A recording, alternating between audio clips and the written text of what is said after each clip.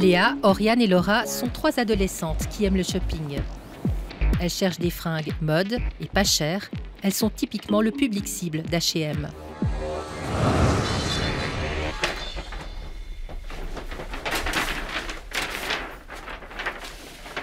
Regardez cette couleur. Ça c'est super joli cette couleur. Petit coup de cœur. Ouais, petit coup de cœur. Moi c'est le vert. Oui, voilà. Comment vous choisissez vos vêtements? Quel est le premier critère? Si c'est beau. Si ça nous va. Après peut-être le prix aussi. Ouais. Si c'est... Oui, aussi, ouais. Et c'est mieux quand c'est pas cher? Oui. Oui. Ouais. Pas cher, c'est moins de 10 francs le t-shirt. Pas cher pendant longtemps, c'était synonyme de Made in China. Ouais, moi non plus. Attends, les étiquettes. Made in Ethiopie.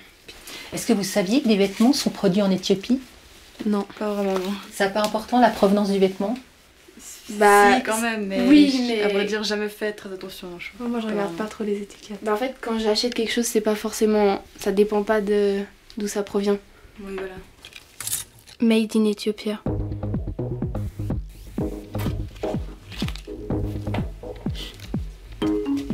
Je trouve pas. Hein. Mais c'est les... Si, c'est écrit là. Regarde, juste là. Juste là. Ok, pour moi.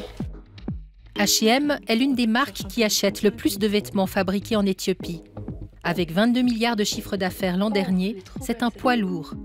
Mais en plus, l'entreprise suédoise de prêt-à-porter revendique une éthique irréprochable. C'est écrit noir sur blanc sur son site de vente online. T'arrives à le lire, Oriane? Tous nos produits sont fabriqués par des fournisseurs indépendants, souvent dans des pays en développement où notre présence peut réellement faire la différence.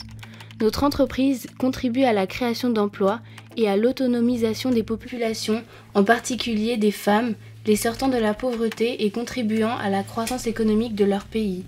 Tous les fournisseurs et les usines doivent signer notre Sustainability Commitment, notre engagement éco-responsable, qui inclut des exigences pour des salaires plus justes et de bonnes conditions de travail pour tous. Nous employons du personnel pour nous assurer que cet engagement est respecté. Vous comprenez quoi de ce texte? Bah, que les travailleurs sont bien traités. Ouais, si on lit ça comme ça doit une bonne production, bonne collaboration avec les employés. Ils sont bien payés et ça peut leur permettre de sortir du côté un peu pauvre du pays et de gagner de l'argent, d'avoir des meilleures conditions de vie. Ça vous inciterait à l'acheter, le produit? Bah, clairement. Oui, bah oui. H&M promet des produits éthiques et s'engage à vérifier que ses fournisseurs indépendants, établis dans les pays en développement, respectent également ses engagements.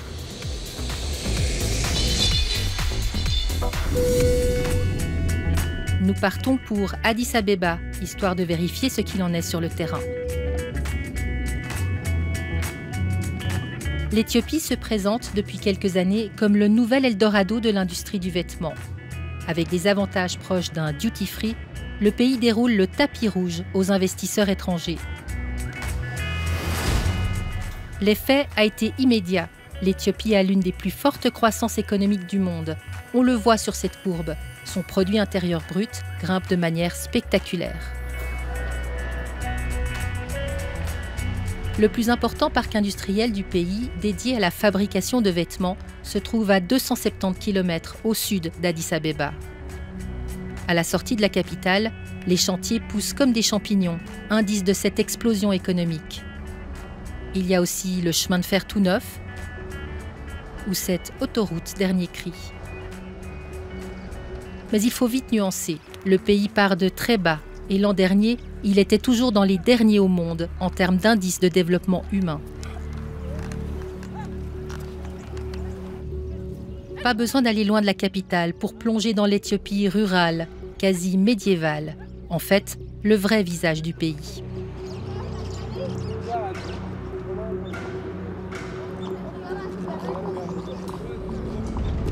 Le parc industriel d'Hawassa est une copie des modèles industriels chinois. Il a coûté 250 millions de francs au gouvernement éthiopien qui a mis ses infrastructures à disposition des investisseurs étrangers.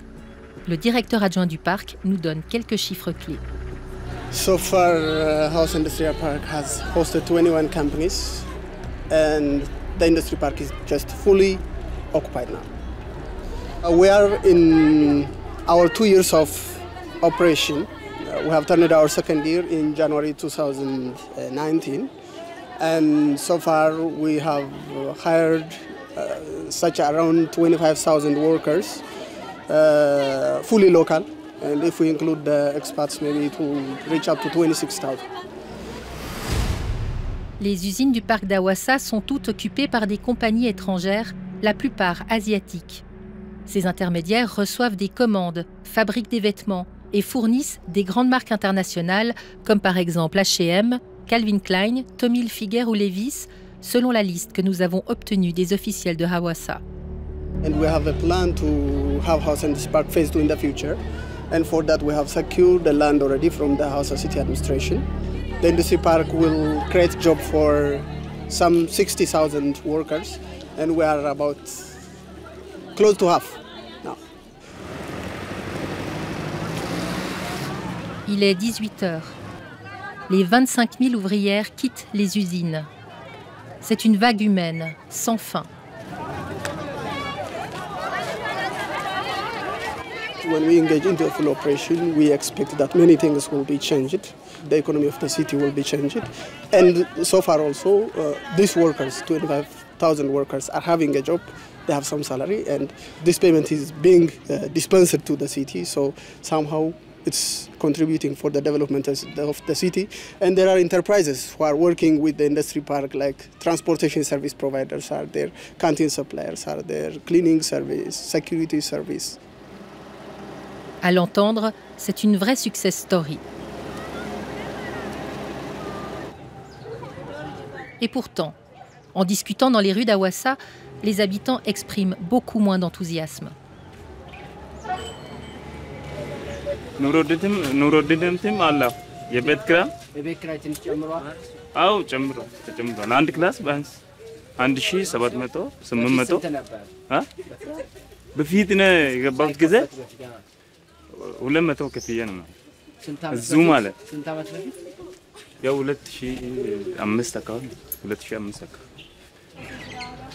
En 6 ans, le prix des locations a explosé.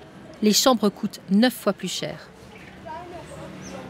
ኢንዱስትሪ ፓርኩ የስራ እድል መስጠቱ ምናምን ጥሩ ነው ግን የሚሰሩት ሰዓታቸውና የሚከፈላቸው ተመጣጣኝ አይደለም ማለት ሰፊ ሰዓት እንትን ይላሉ ብሩ ግን ተመጣጣኝ አይደለም የስራ እድል መስጠቱ እንደ አድቫንቴጅ ይታያል ሌላው ነገር ግን የክፍያና የሰዓቱ ልዩነት ነገር ግን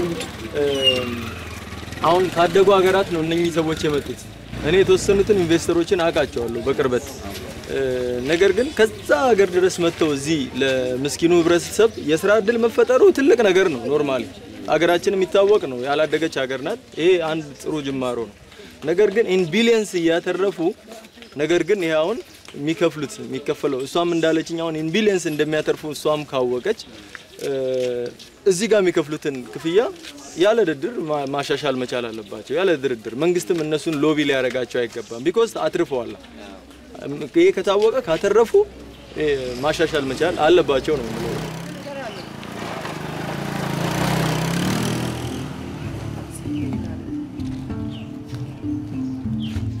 Nafkot a 18 ans. Elle a quitté sa famille il y a plus d'1 an pour travailler dans l'une des usines d'Awassa qui fournit H&M. Elle témoigne anonymement par crainte de rétorsion. Pour la protéger, nous ne donnerons pas non plus le nom du fournisseur qui l'emploie. Wow, dama mentakama ehena. On est là. 22 personnes vivent dans ces baraquements et partagent les zones communes. ይሄ ደግሞ ኩሽናችን ነው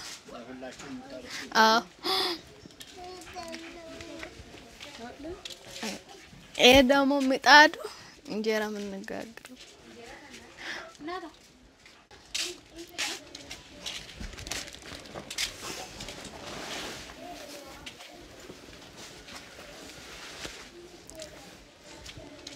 ሽንት ቤታችን ይሄ ይመስላል ደግሞ ሻወር የምንጠቀመው እዚህ ነው ጎረቤታችንና እኛ እንደዚሁ በባልዲ ይዘን ውሃ መተን ከዛ በኋላ እንታጠባለን የታጠበነው ውሃ ደግሞ በዚህ ጉርጓድ እንዲገባ አድርገን እንታጠባለን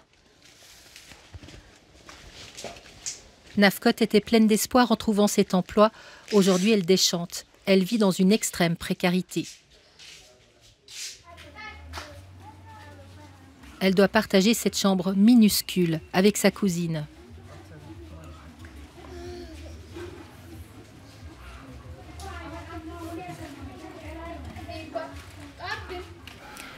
How much are you paid? አሁን እዛ 750 ብር። Lorsqu'elle travaille vraiment bien, elle peut gagner jusqu'à 34 francs par mois grâce à des primes. Mais même pour l'Éthiopie, c'est en dessous du minimum vital. በየወሩ አይበቃኝም። ያ የኑሮ ውድነት ለዛም ደግሞ ምግብ እዛ የለንም። ራሳችን ገዝተን ነው የምንበላው። How much? አሁን በየአይነቱ 20 ብር ነው እና አንድ አይነት ያለ በምስር የሚሰራ 15 ብር። And is it correct food? Is it good? ያ ባለ 15ቱ አይመችም እና ባለ 20 ነው አሪፍ ብዬ ገምታለሁ። አንዳንድ ከቤት አንዳንድ ከዛ። How much would be necessary for a normal life? 2500. Il faudrait 84 francs 30 par mois pour vivre dignement. Nafkot en gagne 3 fois moins.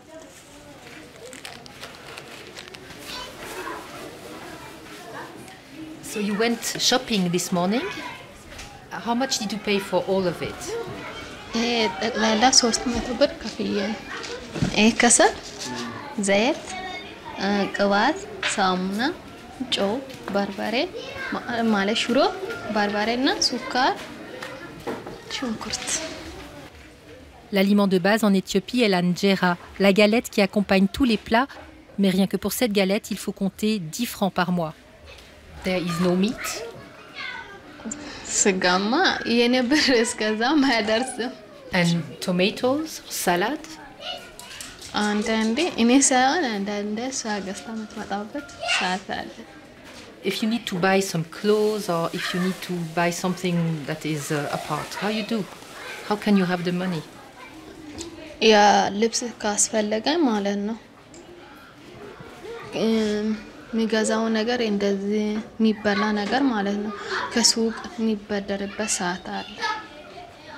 ከሱቅ ተበድሬ ከዛ በኋላ ያን የሚቀጥለው ደሞዝ ላይ እንድሰጥ አርጌ ከዛ በኋላ የሆነ ልብስ ዘና።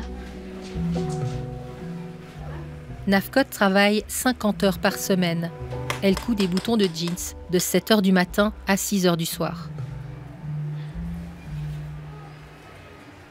Do you know how much costs a trouser in Europe? አላውቅም። It's something like $20 approximately. እንደዛ ከሆነማ ለኔ የሚከፈለው በጣም ትንሽ ነው ብዬ አስባለሁ። Nafkot gagne à peine plus d'1 franc par jour pour 10 heures de travail. Comment justifier un salaire aussi indigne? Avant de venir, nous avons contacté quelques patrons d'usines en Éthiopie, sans succès. Nous avons maintenant la liste des fournisseurs d'Awassa. On essaye encore. Hello, I'm Isabelle Ducré, a journalist from the Swiss television. We are now in Hawassa Industrial Park, and I was wondering if it would be possible to organize a small visit of your company so you can communicate with your boss. Good afternoon. I spoke to Mr. Who is he?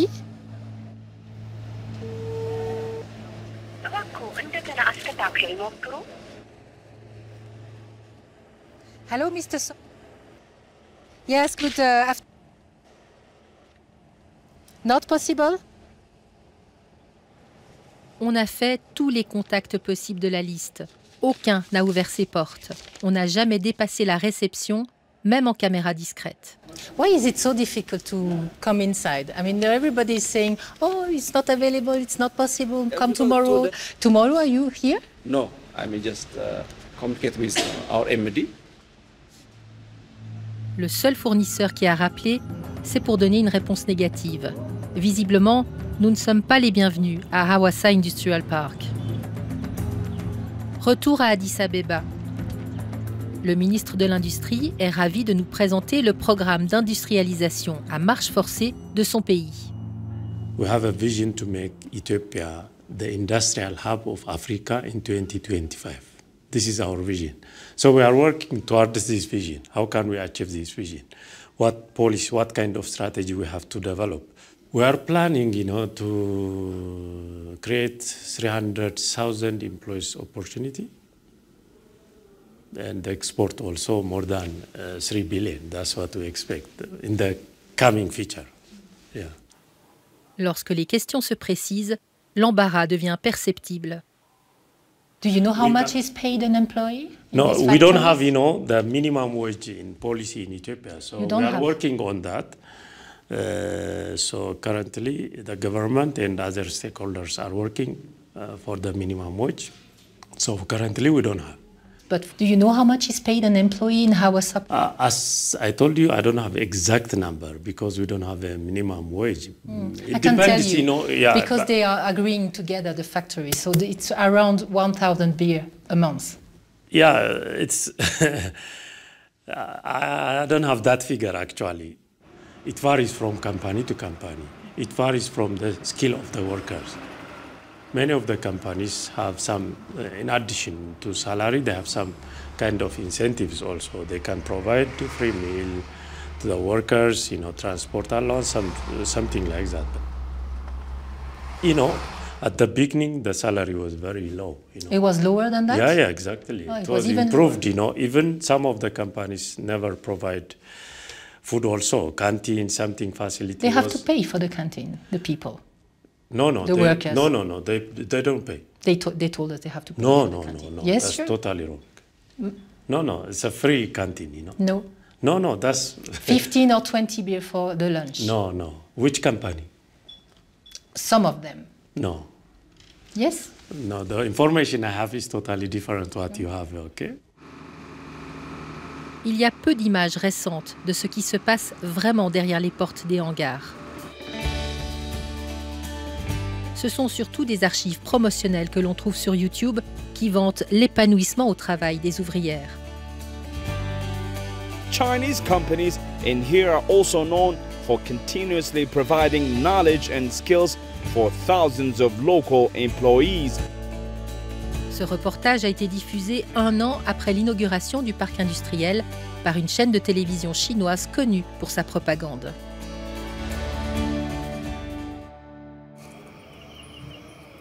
La réalité est autrement plus brutale. C'est ce que nous confient 5 jeunes ouvrières que nous retrouvons le soir. Elles travaillent dans différentes usines de Hawassa, dont certaines sont des fournisseurs d'H&M. Elles sont anonymes, elles aussi, pour des raisons de sécurité. What is the most difficult thing to work in the factory?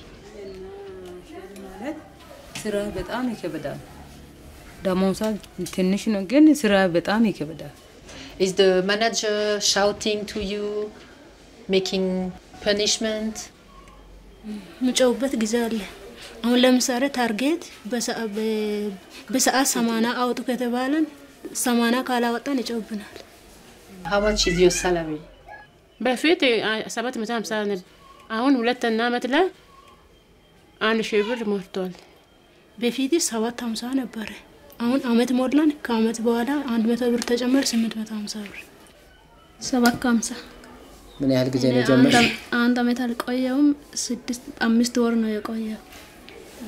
እስካሁን ግን 750 ነው እየበላ ያለው። እኔ 850 እኔ 750 2 አመት ነው ግን 750 Avec à peine plus d'1 franc par jour, elles sont obligées de vivre à 4 dans 12 mètres carrés.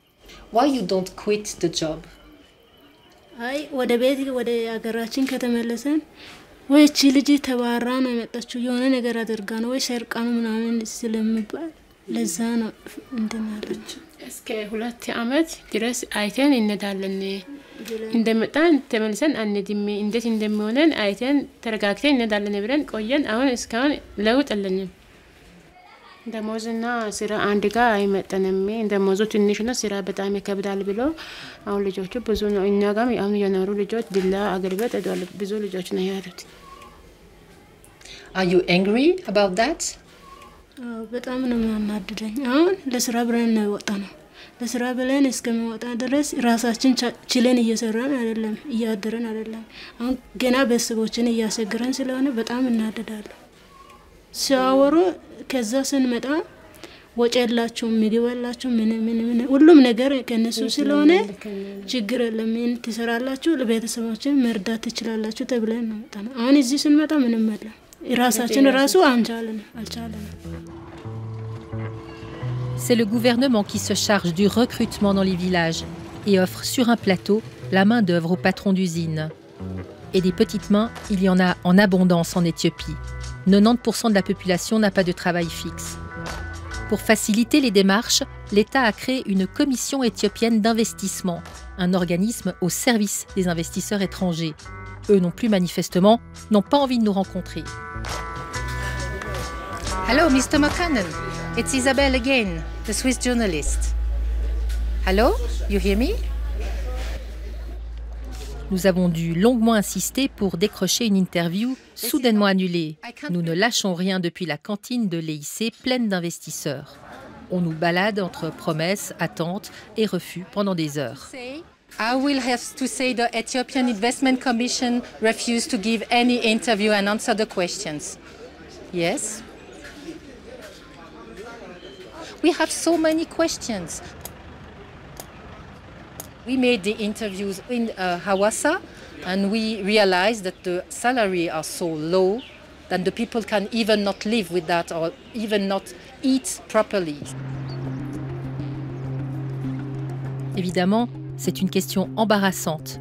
Peut-être parce que c'est la raison pour laquelle l'Éthiopie est tellement attractive aux yeux des industries du vêtement. En comparaison, les ouvriers sont payés 12 fois plus en Chine et presque 4 fois plus au Bangladesh. Et les syndicats ? Nous étions en contact avec Industrial, le seul qui ne soit pas gouvernemental en Éthiopie. Lui aussi nous a fait faux bond de manière incompréhensible. Mais en fait, sur le terrain, les syndicats sont inexistants, les ouvriers sont seuls pour se défendre.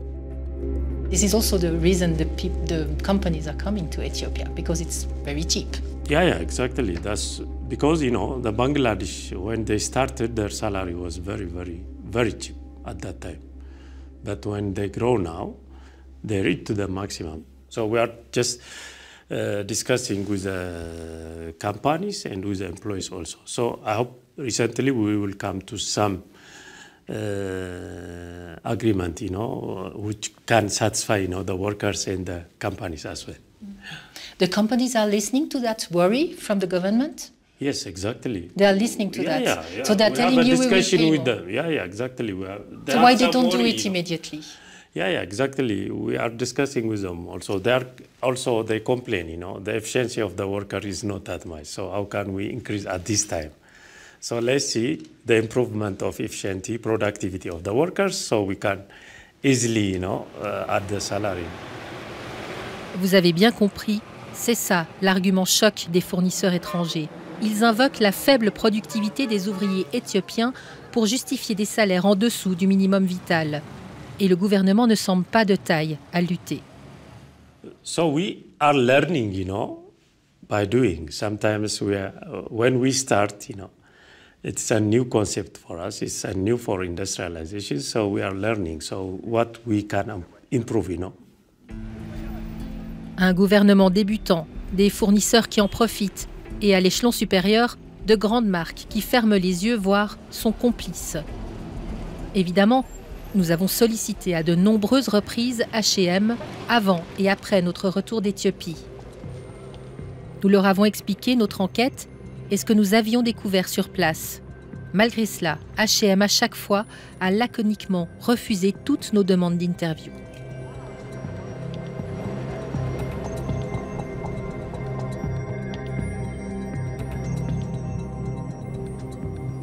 Nous avons montré les images d'Éthiopie aux 3 adolescentes en Suisse. Elles découvrent les conditions de vie de Nafkot, qui a presque le même âge qu'elle. Mais c'est hyper petit. Ils ont pas de meubles. Ah oui, même le lit, regarde. Elles dorment dans le même lit? C'est quoi? C'est un trou? C'est les toilettes. Quoi? Ah, c'est les toilettes. Eh. Ok. Ah, ça c'est la salle de bain? C'est ça.